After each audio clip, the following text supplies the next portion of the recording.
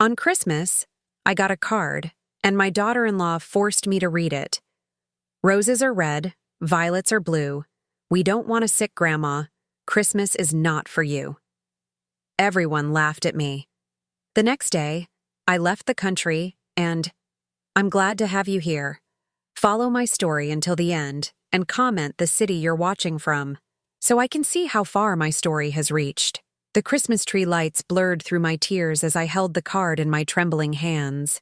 Red and green glitter fell onto my lap like cruel confetti, and I could barely make out the words through my shock. Roses are red, violets are blue. We don't want a sick grandma. Christmas is not for you. The living room erupted in laughter. My son David's deep chuckle mixed with his wife Zuri's high-pitched giggle, while my daughter-in-law's sister clapped her hands in delight. Even my own grandchildren, Emma and Jake, were snickering behind their hands, though I could see confusion in 10-year-old Emma's eyes. "Oh my God, Zuri, you're terrible!" David gasped between laughs, wiping tears from his eyes. "Mom's face is priceless." I looked up at my 42-year-old son, the boy I had raised alone after his father walked out when he was 12, the same child I had worked double shifts to put through college, who I had supported through his failed business ventures, who I had helped buy this very house we were sitting in. He was looking at me like I was the punchline to a joke he'd been waiting years to hear. Zuri, perched on the arm of David's chair like a queen on her throne, was practically glowing with satisfaction. Her perfectly manicured nails drummed against her wine glass as she watched my reaction. At 38, she had the kind of polished beauty that came from expensive salons and a life free from real worry. Her blonde hair caught the firelight as she tilted her head, studying me like a scientist observing a particularly interesting specimen. "It's just a joke, Myrtle," she said, her voice dripping with false sweetness. "You know we love you. We just think it might be better if you spent the holidays somewhere more appropriate for your condition." My condition. The Parkinson's diagnosis I had shared with them 6 months ago, thinking they would offer support and understanding. Instead, it had become a weapon they used to diminish me, to make me feel like a burden in my own family.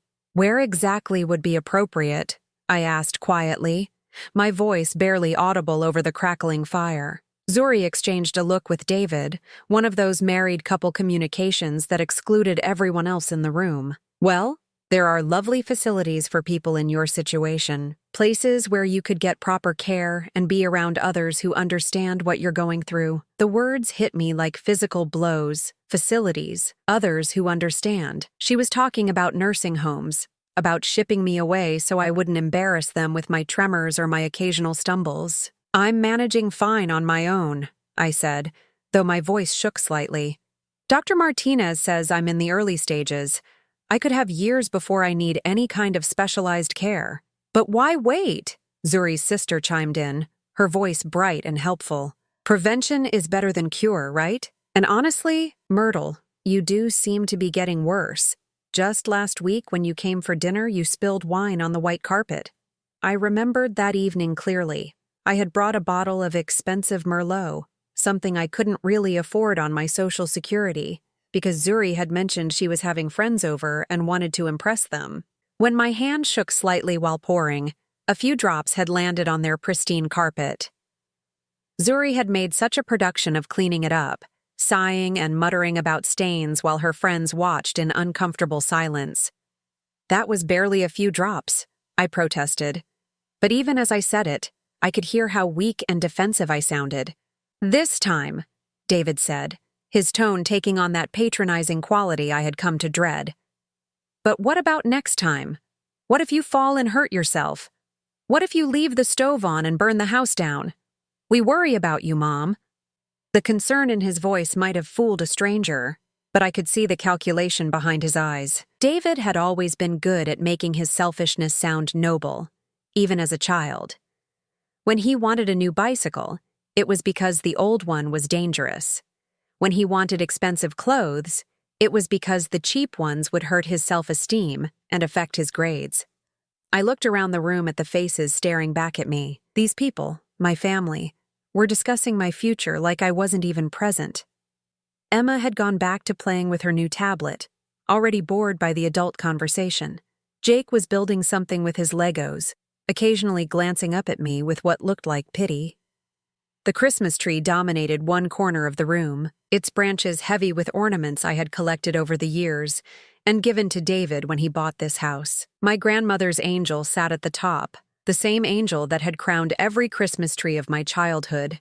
Now it felt like a stranger in this foreign place. "I need some air," I said, standing carefully. My legs felt unsteady, though whether from the Parkinson's or the shock of the evening, I couldn't tell. "Of course, Mom," David said, not moving to help me. "Take all the time you need." I walked slowly to the back door, past the kitchen where the remains of Christmas dinner still covered the counters. The dinner I had cooked, despite Zuri's protests that I might contaminate something with my shaking hands. The same dinner they had all devoured while I picked at my plate, my appetite destroyed by the constant stream of helpful suggestions about my future care. The back porch was cold and quiet, a blessed relief from the warmth and noise inside. I could see my breath in small puffs as I gripped the railing, trying to steady myself both physically and emotionally. The card was still in my hand, the glitter now smeared from my sweaty palms. Through the sliding glass door, I could see them resuming their celebration as if nothing had happened. Zuri was showing off her new jewelry, gifts from David that probably cost more than my monthly medication budget. The children were absorbed in their new toys, the awkwardness of the card incident already forgotten.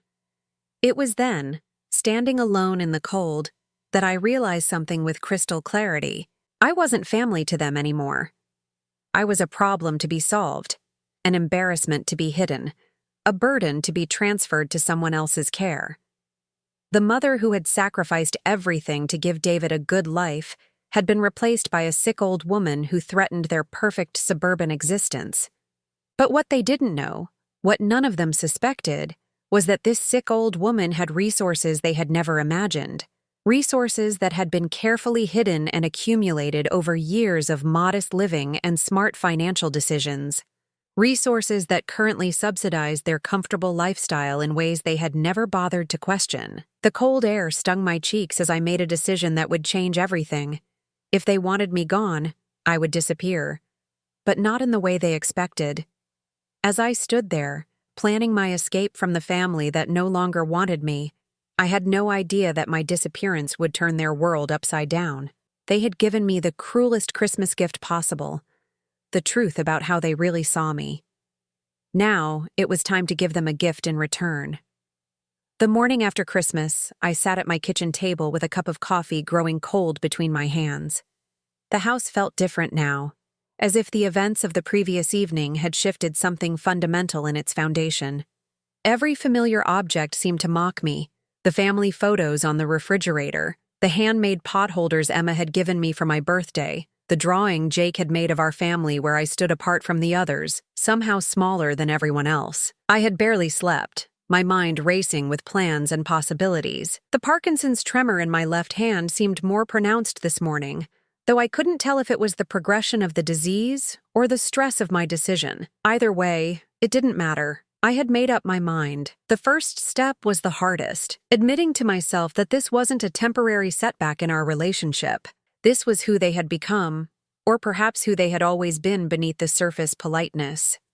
I thought back to Harold's funeral 3 years ago, how David had been more concerned with the cost of the service than with comforting his grieving mother.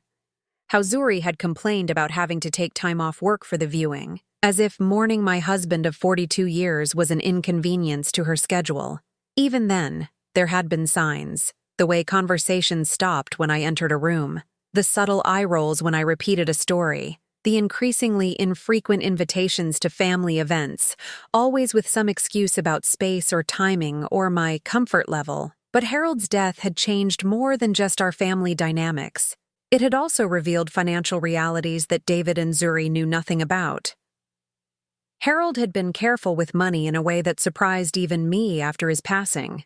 Conservative investments, a small but valuable collection of rare coins, and a life insurance policy he had never mentioned. Combined with the house we had paid off decades ago and my own modest pension, I found myself in a position I had never expected, financially independent. I had kept this information private, partly out of Harold's instilled habit of discretion, and partly because I had seen what money did to families. David already felt entitled to help with my expenses, often suggesting I should be more careful with my spending when I bought the grandchildren gifts or contributed to family celebrations. If he knew the true extent of my resources, I suspected his suggestions would become demands. Now, as I planned my escape, I was grateful for that secrecy. The kitchen phone rang, startling me from my thoughts. David's name appeared on the caller ID, and I let it go to voicemail. A few minutes later, I played back his message. "Hey Mom, just checking on you after last night. I know Zuri's joke was a little harsh, but you know how she is. She doesn't mean anything by it. Anyway, we were thinking maybe we could help you look at some of those facilities we mentioned, just to see what's available. You know? No pressure. Call me back." No pressure. As if there hadn't been pressure building for months, each conversation another brick in the wall they were building around me. I deleted the message and turned off the phone. Over the next 3 days, I worked with a determination I hadn't felt in years. I contacted James Morrison, the lawyer who had handled Harold's estate, and scheduled an appointment under the guise of updating my will. James was a kind man in his 70s who had known Harold since childhood, and I trusted him to help me navigate what I needed to do. "Myrtle, I have to ask," James said when I explained what I wanted. "Are you sure about this? It's a significant step, leaving the country at your age, especially with your health concerns."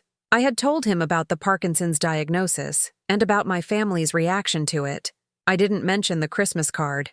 That humiliation felt too private to share, even with someone I trusted. "James, I've never been more sure of anything," I replied. "I need to know that my affairs are in order and that my wishes will be respected, regardless of what my family might prefer." He nodded slowly, understanding more than he said. "Very well. Let's talk about what you need." The logistics were more complex than I had anticipated. I needed to arrange for my medications to be transferred to international prescriptions, find temporary housing in a country with reasonable health care and a lower cost of living, and most importantly, ensure that my financial assets were protected and accessible wherever I decided to settle. Portugal emerged as the ideal destination. The climate would be good for my joints, the healthcare system was excellent, and there was a growing community of American retirees. Most importantly, it was far enough away that casual visits would be impossible, but close enough to civilization that I wouldn't be completely isolated. While I planned my logistics, memories kept surfacing, as if my mind was trying to catalog every slight and disappointment before I left them behind forever. David's graduation from college, where he thanked everyone but me in his speech. Zuri's baby shower, where I had been relegated to kitchen duty while her mother held court with the other guests. The family vacation 2 summers ago, where they had booked a hotel room for Harold and me that was 3 blocks away from theirs, claiming they thought we'd prefer the quiet.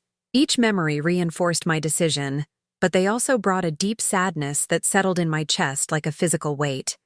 This wasn't how I had imagined my golden years would unfold. I had pictured myself as the beloved grandmother, sharing wisdom and creating memories with Emma and Jake. Instead, I was planning to disappear from their lives before they had a chance to know who I really was. The worst part was realizing that David had been systematically erasing me from family narratives for years. When people asked about his childhood, he talked about his sports achievements and academic success, but never mentioned the mother who worked 2 jobs to pay for those opportunities. When friends commented on his strong work ethic, he credited his own determination, not the example I had set working nights as a hospital aide while going to nursing school during the day.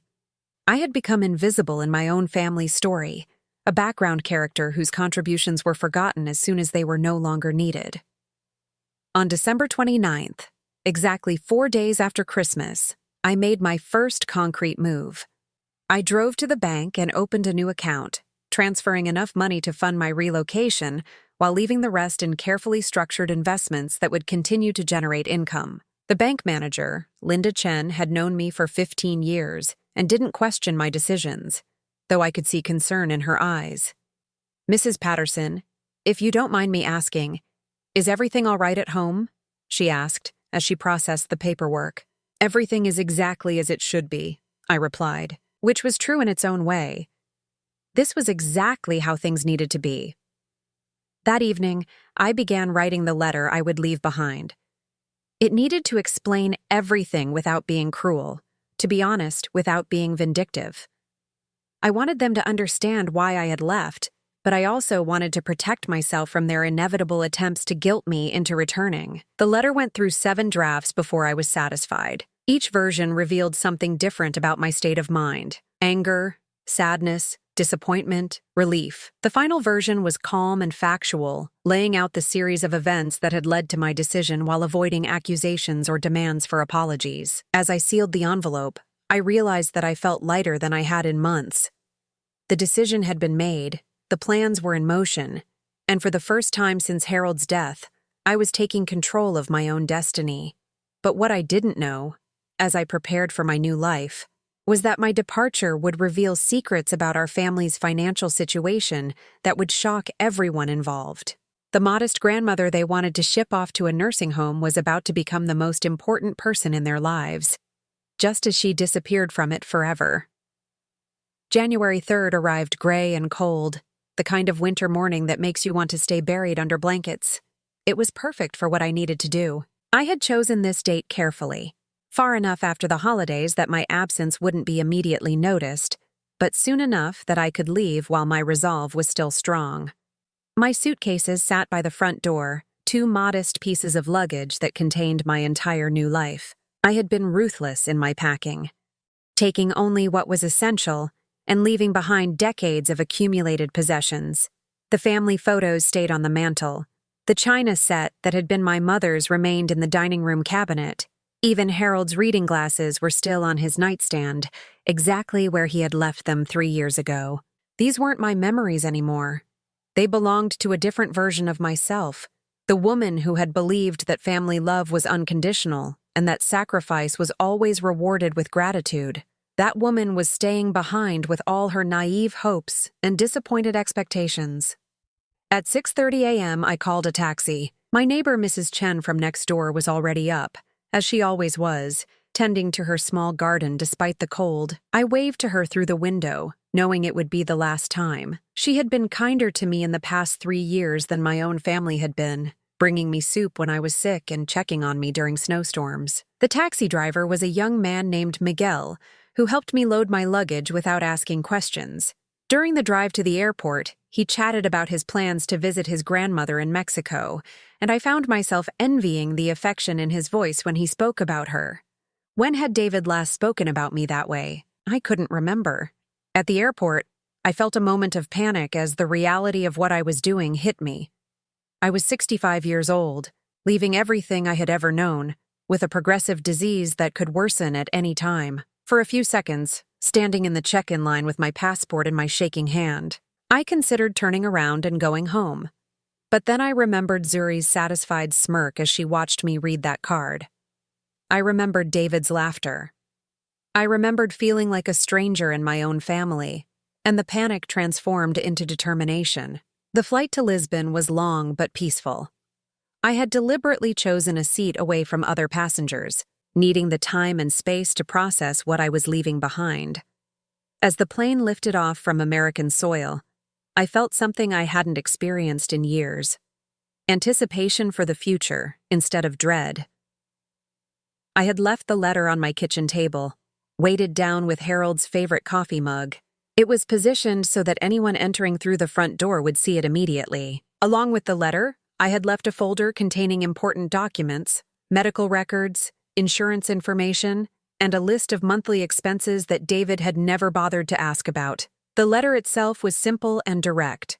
Dear David, Zuri, Emma, and Jake, by the time you read this, I will be beginning a new chapter of my life. The events of Christmas Eve made it clear that my presence in your lives has become more of a burden than a blessing, and I have decided to remove that burden. I want you to know that this decision wasn't made in anger, but out of love. Love for all of you, and love for myself. You deserve to live your lives without worrying about an aging mother who might embarrass you or require care you're not prepared to give. And I deserve to spend my remaining years surrounded by people who value my presence rather than tolerate it.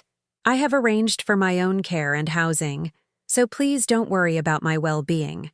I am in good health and good spirits, and I'm looking forward to this new adventure. The house and all my possessions remain as they are for now. The folder beside this letter contains information about monthly expenses that you may not have been aware of. James Morrison at Morrison & Associates has all the legal details should you need them. I hope someday you'll understand that this wasn't abandonment. It was liberation for all of us. With love always, Mom. What the letter didn't mention, what they would discover soon enough, was that the monthly expenses I referenced included the mortgage payments on David's house, the property taxes on their vacation cabin, Emma's private school tuition, and the health insurance premiums that covered their entire family. For 3 years, since Harold's death, I had been quietly subsidizing their comfortable lifestyle while they treated me like a charity case. My phone, which I had turned off before boarding the plane, registered the first missed call at 2:17 p.m. Eastern Time.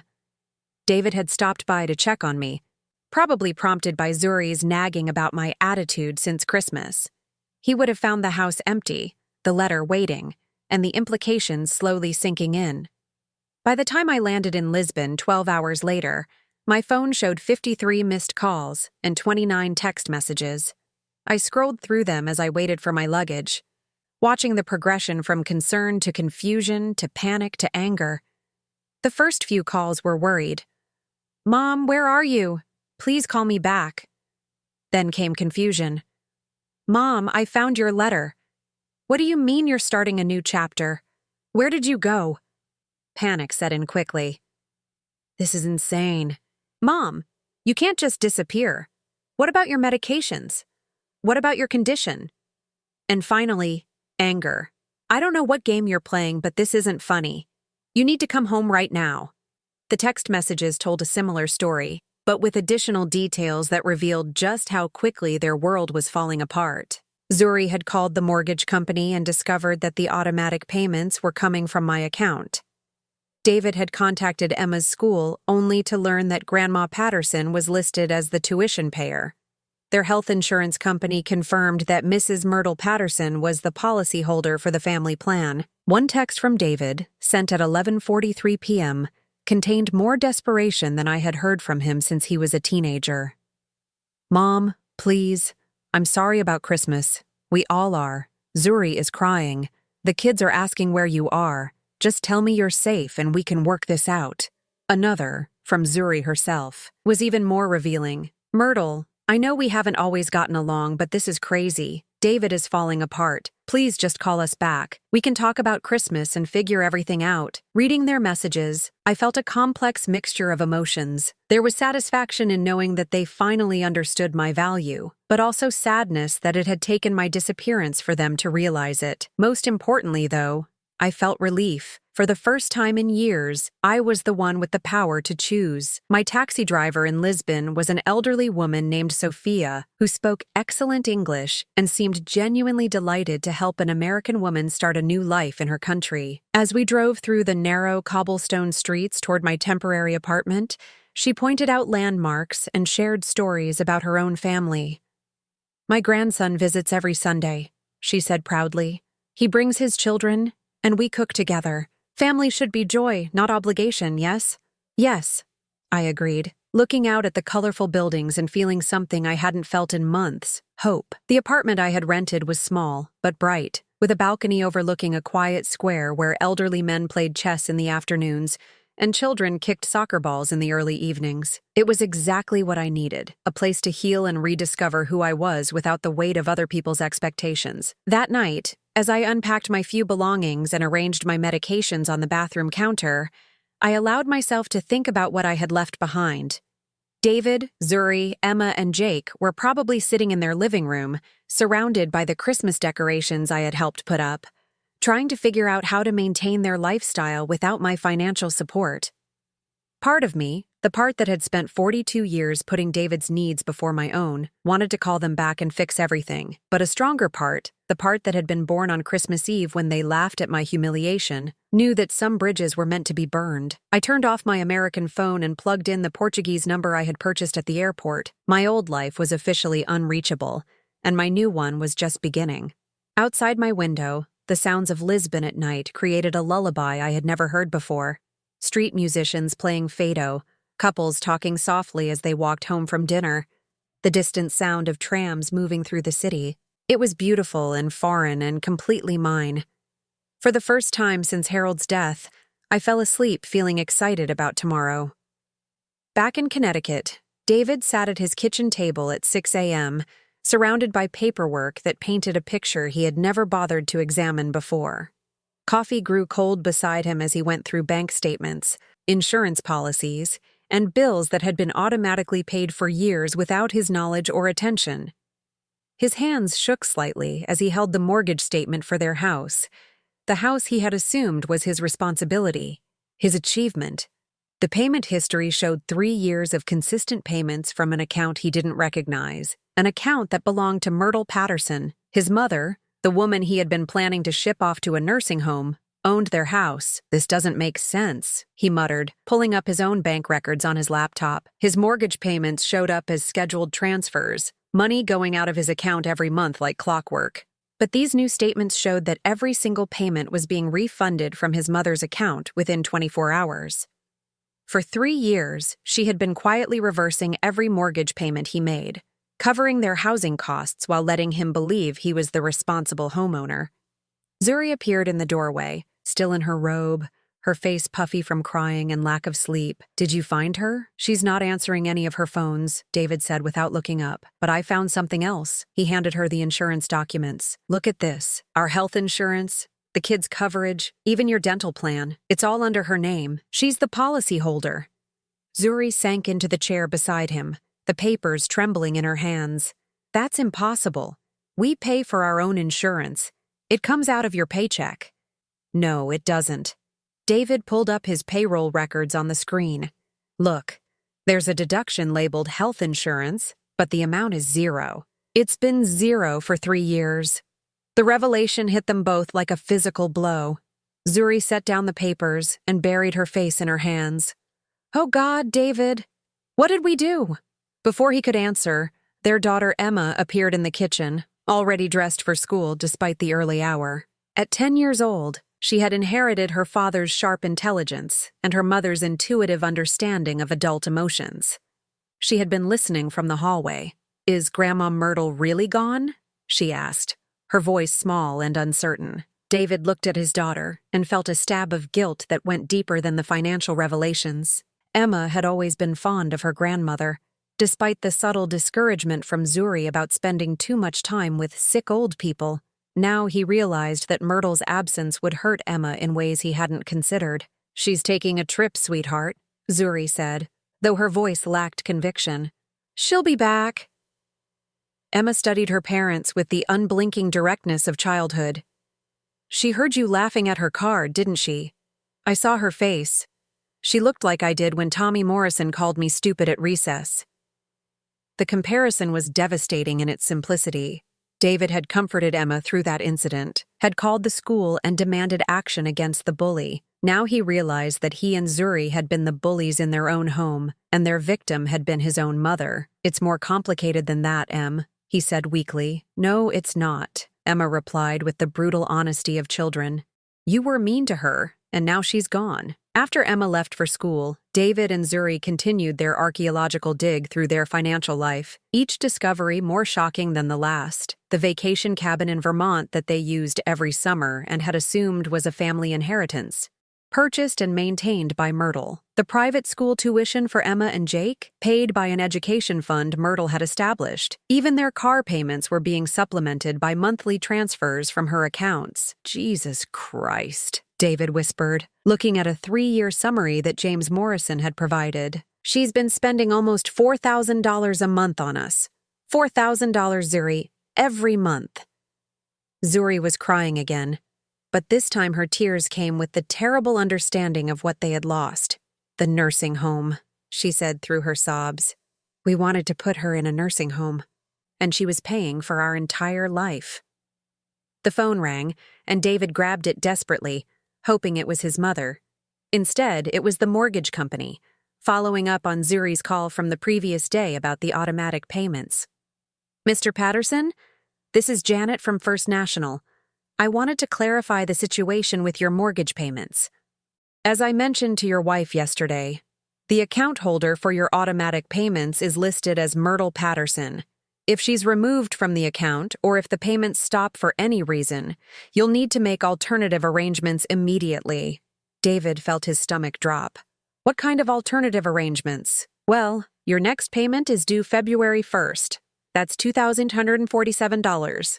If Mrs. Patterson is no longer handling the payments, you'll need to ensure we receive that amount by the due date to avoid late fees and potential default proceedings. After hanging up, David stared at his bank balance on the laptop screen.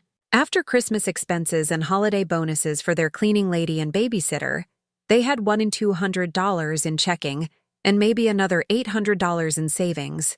Without his mother's support, they couldn't even make their next mortgage payment. "We have to find her," Zuri said, her voice desperate. "We have to bring her home." "And say what?" David snapped, his guilt transforming into anger as it always did when he felt cornered. "Sorry we treated you like garbage, but please keep paying our bills?" "Maybe if we apologize." "Apologize for what? For the joke? For wanting what was best for her?" But even as he said it, David knew he was lying to himself. The Christmas card had been cruel, but it was just the latest in a long series of signals they had sent his mother about her place in their family.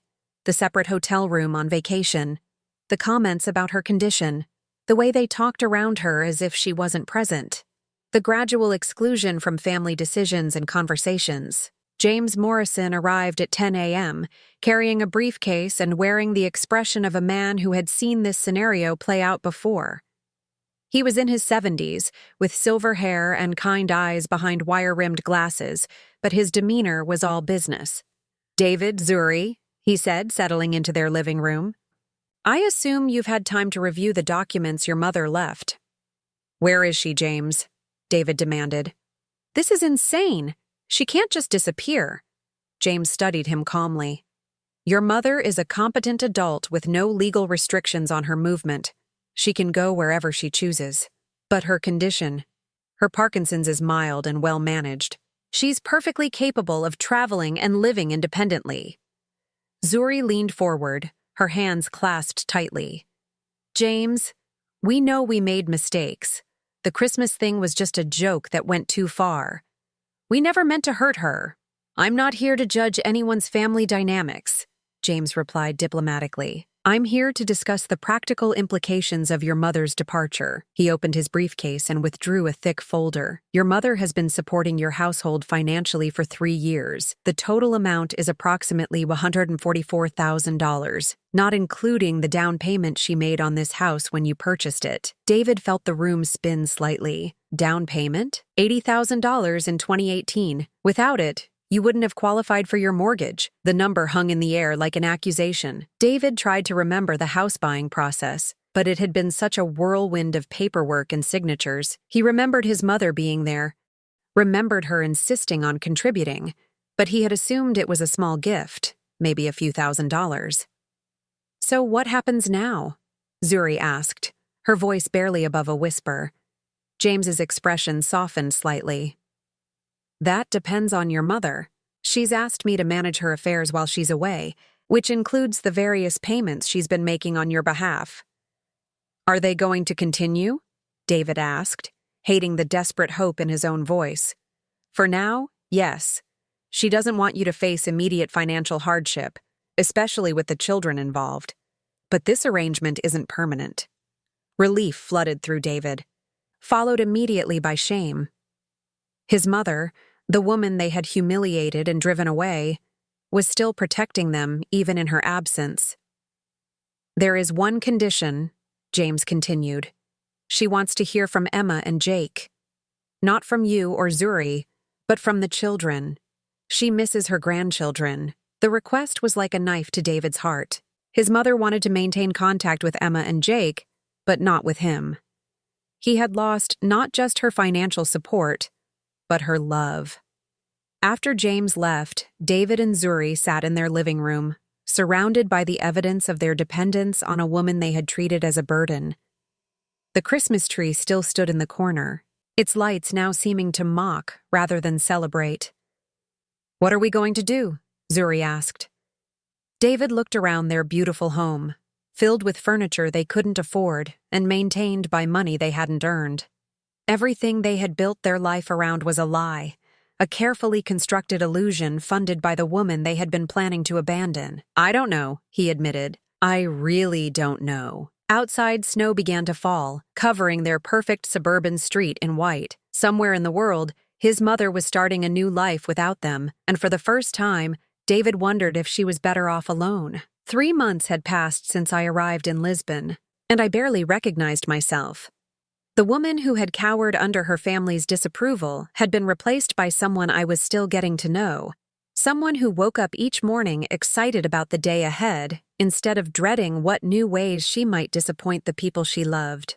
My apartment in the Alfama district had become a sanctuary. The narrow, winding streets that had initially seemed confusing now felt like a protective maze, shielding me from my old life. Every morning, I opened my windows to let in the sound of the trams and the smell of fresh bread from the bakery below. Mrs. Santos, the baker's wife, had taken to saving me a warm pastel de nata each morning, and our broken conversations in mixed English and Portuguese had become the highlight of my day.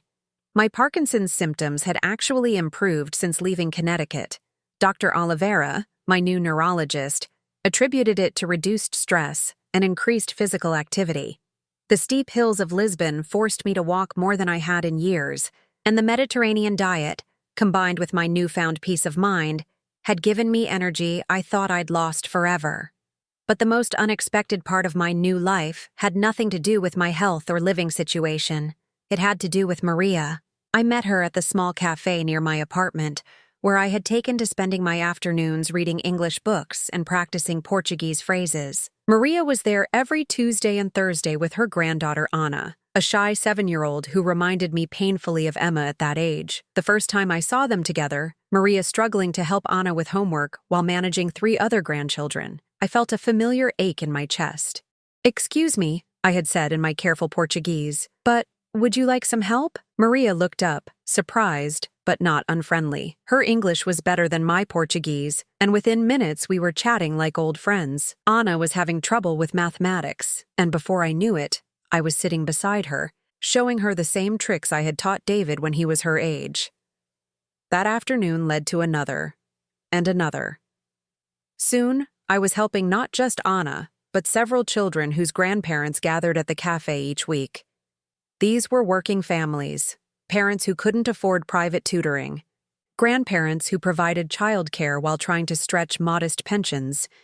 In many ways, they reminded me of my own younger self, stretched thin but determined to give their children every opportunity. "You are teacher?" Maria asked one day as I helped her grandson Carlos with his English pronunciation. "I was a nurse," I replied, "but I helped my son with his studies when he was young." "You have good patience with children," she observed. "They like you." It was true. The children had taken to calling me Avó Americana, American grandmother, and they genuinely seemed to enjoy our afternoon sessions. For the first time in years, I felt useful in a way that had nothing to do with money.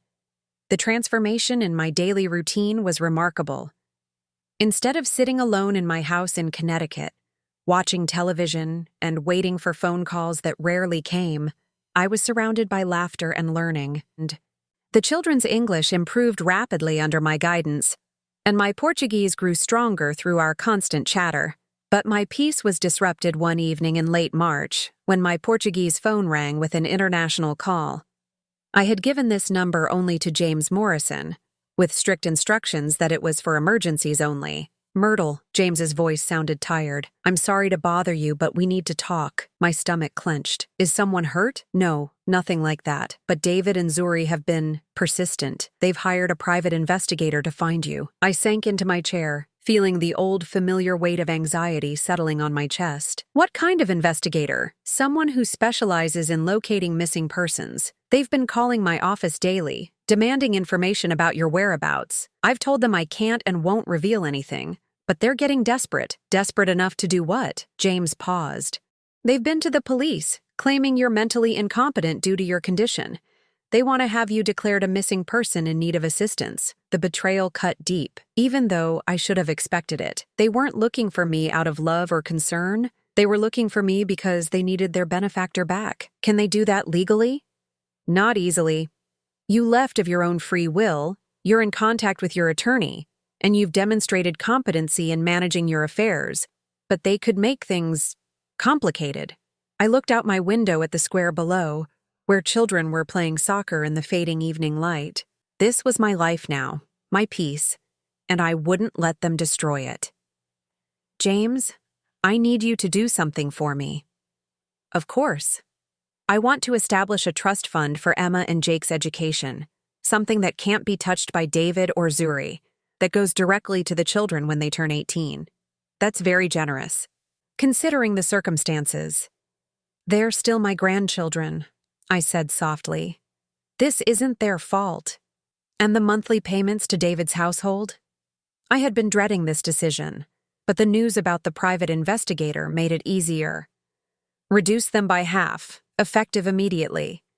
Tell them it's because my own medical expenses have increased due to my condition. It wasn't entirely a lie. Dr. Oliveira had recommended some new treatments that weren't covered by Portuguese healthcare, though they were hardly expensive. But David and Zuri didn't need to know that. Myrtle, James said carefully, they're going to push harder when they realize the money is decreasing. Are you prepared for that? Let them push, I replied, surprised by the steel in my own voice. I'm not the same woman who left Connecticut.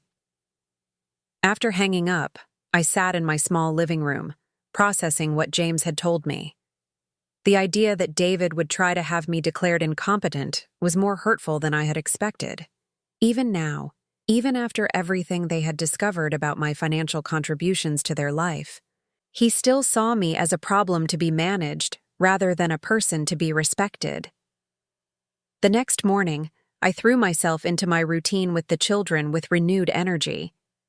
Anna was struggling with a story she had to write for school, and I found myself sharing memories of my own childhood, stories I hadn't thought about in years. My grandmother used to tell me that every person has many different lives inside them, I told Anna as we worked on her essay. Sometimes we have to be brave enough to start a new one. Anna looked up at me with serious dark eyes. Did you start a new life, Avo Americana? Yes, sweetheart, I did. Are you happy in your new life? The question caught me off guard. Was I happy? For months, I had been so focused on not being miserable that I hadn't stopped to consider whether I was actually happy. I looked around the cafe, at Maria knitting in the corner while keeping one eye on her grandchildren, at Carlos practicing English words under his breath, at Anna waiting patiently for my answer. These people had welcomed me into their lives without expecting anything in return, except friendship and the occasional help with homework.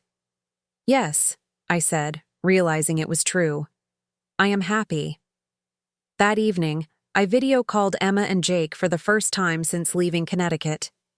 James had arranged it through a secure connection, and seeing their faces on the screen brought tears to my eyes. Emma looked older, more serious than I remembered. Grandma Myrtle, are you ever coming home?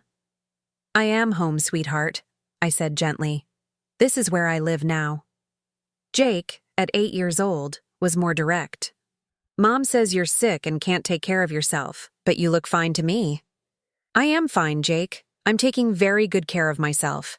Are you mad at us? Emma asked, and I could hear the worry in her voice. Oh, sweetheart, no. I'm not mad at you. I love you both very much. Then why did you leave? It was a question I had been dreading, but looking at their faces, I realized they deserved an honest answer, one appropriate for their ages. Sometimes adults have to make difficult decisions about how to live their lives, I said carefully. I needed to be in a place where I could be happy and healthy, and that place isn't in Connecticut anymore. Will we ever see you again? Emma asked, and the hope in her voice nearly broke my heart. I hope so someday. When you're older, maybe you can come visit me here. Portugal is a beautiful country.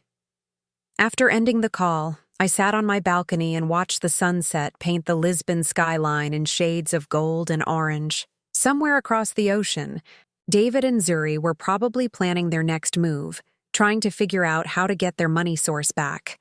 But for the first time since this whole ordeal began, I felt truly free.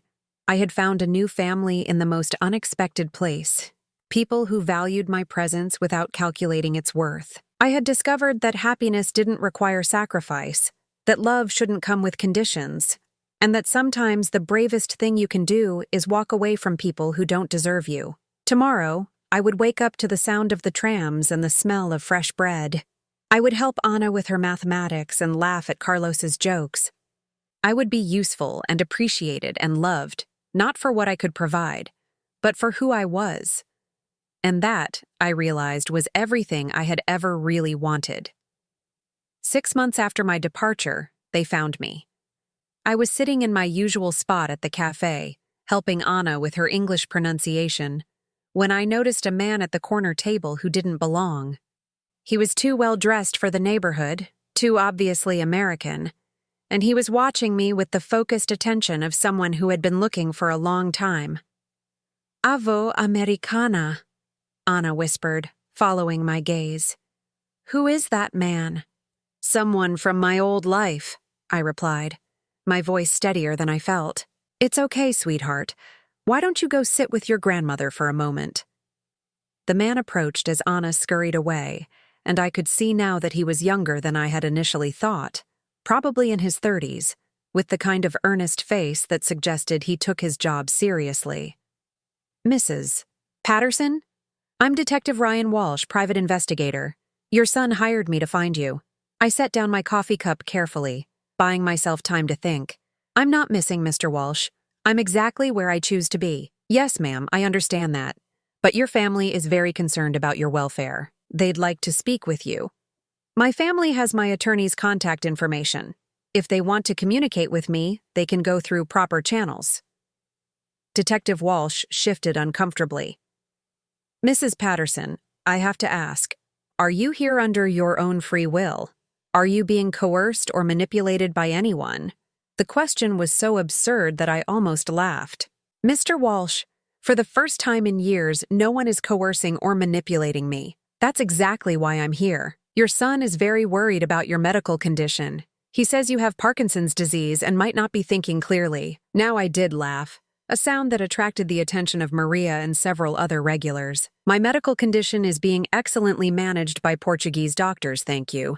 And my thinking has never been clearer." Detective Walsh pulled out his phone. "Would you be willing to speak with your son? He's been very worried." I considered refusing, but something in the detective's earnest expression made me reconsider. Maybe it was time for one final conversation. One last attempt to make David understand that this wasn't a phase or a breakdown. It was a choice. "Very well," I said.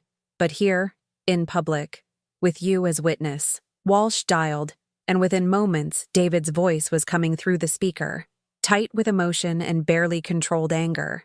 "Mom, Jesus Christ, Mom. What the hell are you doing? I'm living my life, David. In Portugal? You don't speak Portuguese. You don't know anyone there. What if something happens to you?" I looked around the cafe, at Maria knitting peacefully in the corner, at the children doing homework at nearby tables, at Mrs. Santos waving to me from behind the counter. "I know plenty of people here, David, and my Portuguese is improving every day. This is insane, Mom. You can't just run away from your family." "I didn't run away from my family," I said calmly. "I walked away from people who made me feel unwelcome in my own life." There was a pause, and then Zuri's voice came on the line, high-pitched with desperation. "Myrtle, please. We're sorry about Christmas. We know the joke went too far, but you can't punish us forever." "This isn't punishment, Zuri. This is me choosing happiness over obligation." "But the kids miss you. Emma cries about you every night." The emotional manipulation was so transparent that I felt nothing but pity. "Emma and Jake have my contact information.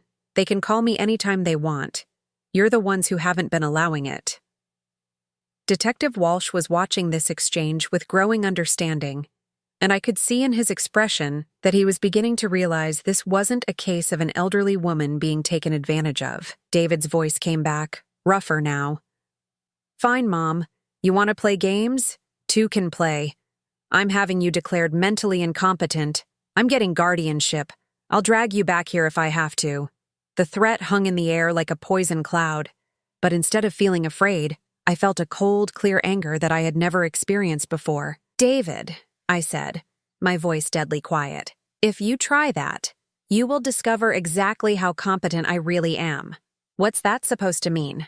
I looked at Detective Walsh, who was now openly uncomfortable with what he was witnessing. It means that for 3 years I have been supporting your family financially while you treated me like a burden. It means that I have documentation of every payment, every contribution, every sacrifice I made for people who couldn't even be bothered to include me in their Christmas photo. You're our mother. It's your job to help us. No, David. It was my choice to help you, and now it's my choice to stop.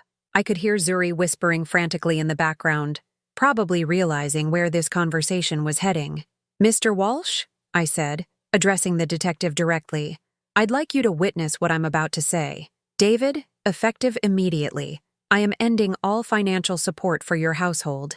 The mortgage assistance, the insurance payments, the children's school tuition, all of it stops today.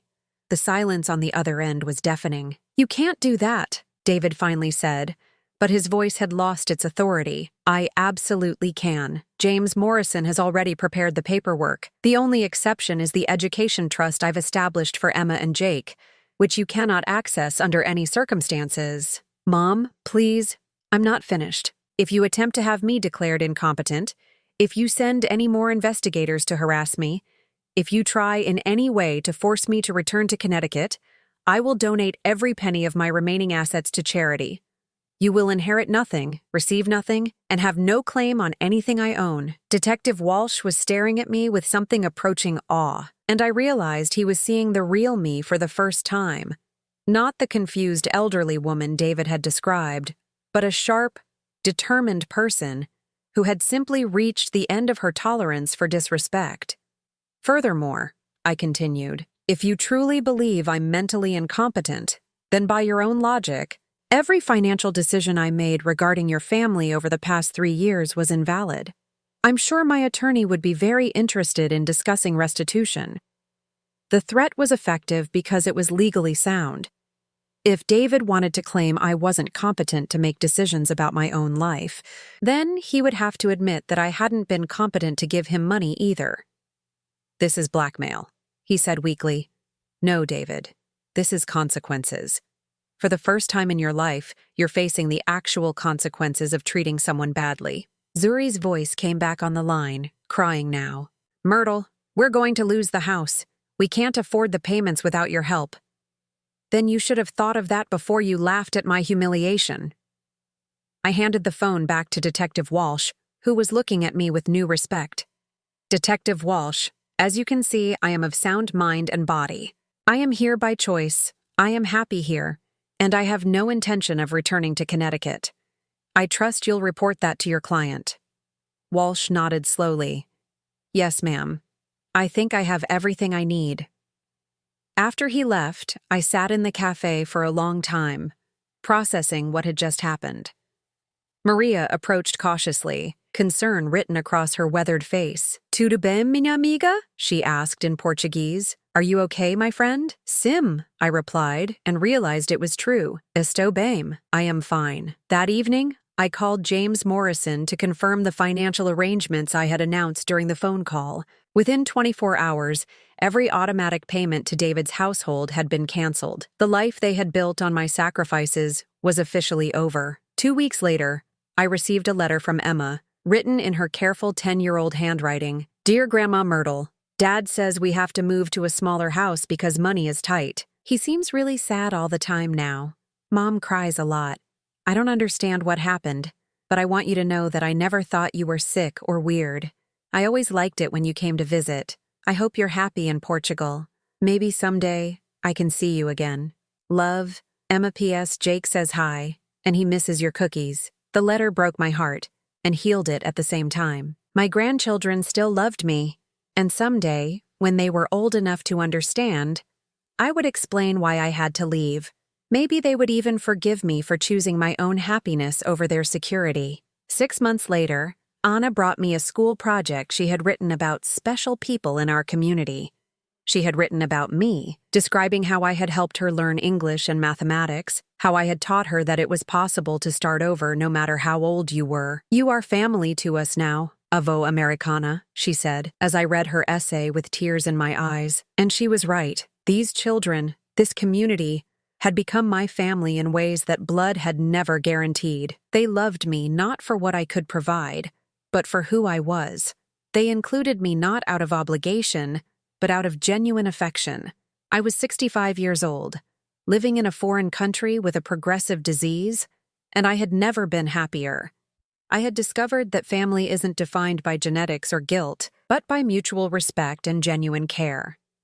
I had learned that sacrifice should be voluntary, not demanded, and that love shouldn't come with conditions. Most importantly, I had learned that it's never too late to start over, to choose yourself, to walk away from people who don't value what you bring to their lives. As I sat on my balcony that evening, watching the sunset paint Lisbon in shades of gold, I thought about the Christmas card that had changed everything. "We don't want a sick grandma," it had said, and in the end, they had been absolutely right. They didn't want a sick grandma, they wanted a healthy bank account. They didn't want me, they wanted what I could give them, but I wanted something different for myself. I wanted to be valued, appreciated, loved for who I was rather than what I could provide. And in a small cafe in Alfama, surrounded by children who called me their American grandmother, I had found exactly that. The phone calls from Connecticut stopped coming. David and Zuri had finally realized that their threats were empty, and their pleas fell on deaf ears. I had made my choice, and no amount of guilt or manipulation could undo it. For the first time since Harold's death, I was truly free. And freedom, I had discovered, was the most beautiful gift I could have given myself. Now I'm curious about you who listened to my story. What would you do if you were in my place? Have you ever been through something similar? Comment below. And meanwhile, I'm leaving on the final screen 2 other stories that are channel favorites, and they will definitely surprise you. Thank you for watching until here.